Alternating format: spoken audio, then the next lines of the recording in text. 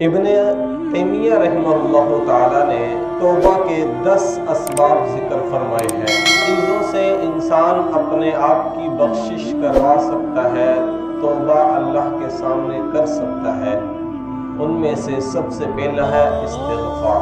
استغفار سے توبہ کے دروازہ انسان کے لیے کھل جاتا ہے، حتیٰ کہ حضور صلی اللہ علیہ وسلم کو یہ حکم دیا گیا فسبح بحمد ربک واستغفر انہ کان توابا۔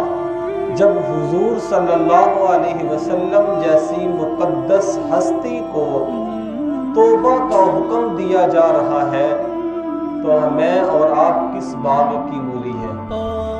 ہمارے اعمال کہاں جائیں گے؟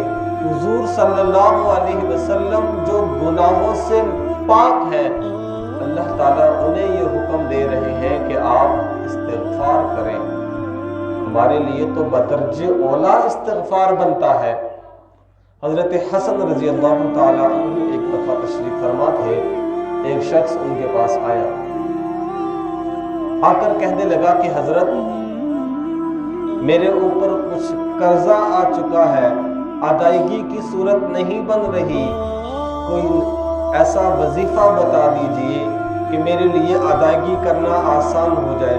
حضرت حسن رضی اللہ تعالی عنہ نے انہیں فرمایا کہ استغفار کیا کر۔ دوبارہ پھر ایک اور شخص آیا، آ کر کہنے لگا کہ مالی حالات کچھ ٹھیک نہیں ہے، فراوانی کے لیے دعا کر دیں اور کچھ وظیفہ بتا دیں کہ مال میں فراوانی ہو جائے۔ حضرت حسن رضی اللہ تعالی عنہ نے فرمایا استغفار کیا کر۔ پھر ایک شخص آیا، کہنے لگا کہ کھیتی باڑی کے لیے کچھ وظیفہ بتا دیجئے کہ کھیتی باڑی اچھی پیداوار اچھی ہو۔ حضرت حسن رضی اللہ تعالی عنہ نے فرمایا کہ استغفار کیا کر۔ ایک اور شخص آیا، آ کر کہنے لگا کہ حضرت دعا فرما دیجئے اور کچھ وظائف بتا دیجئے کہ میرے گھر میں اللہ تعالیٰ اولاد کی نعمت کو نواز دے، مجھے اللہ بیٹے کی نعمت سے نواز دے۔ حضرت حسن رضی اللہ تعالی عنہ نے فرمایا کہ تو استغفار کیا کر۔ ایک اور شخص آیا، حضرت میرے پاس باغ ہے، دعا فرما دے کہ اچھا پھل دے، اچھا پھل لگے تاکہ میرے مالی معاونت زیادہ ہو جائے۔ حضرت حسن رضی اللہ تعالی عنہ نے فرمایا استغفار کیا کرو۔ اب کریم میں ایک شخص بیٹھا بڑا حیران ہوا کہ حضرت مختلف لوگ آئے آپ کے پاس، مختلف سوالات کیے، جواب سب کا آپ نے ایک ہی دیا کہ استغفار کیا کرو، اس کی کیا وجہ ہے؟ حضرت حسن رضی اللہ تعالی عنہ نے فرمایا کہ میں نے جواب اپنے پاس سے نہیں دیا، میں نے قرآن مجید سے ان کو جواب دیا ہے۔ فَقُلْتُ اسْتَغْفِرُوا رَبَّكُمْ إِنَّهُ كَانَ غَفَّارًا، کہ تو اللہ سے مغفرت طلب کر، وہ بہت معاف کرنے والا ہے۔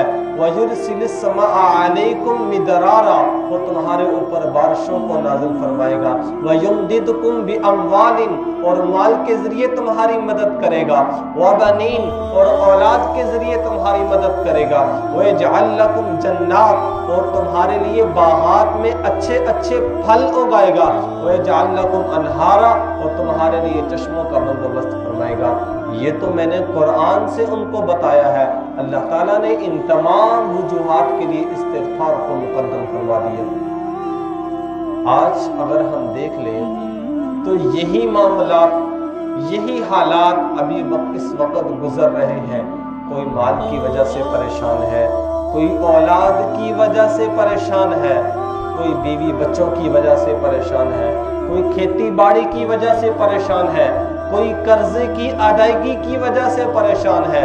حضرت حسن رضی اللہ تعالی عنہ نے قرآن مجید کی اس آیت سے ان کو ایک مفہوم بتا دیا کہ تم سب کے سب اللہ کے سامنے استغفار شروع کر دو، اللہ تمہارے معاملات کو حل فرما دے گا۔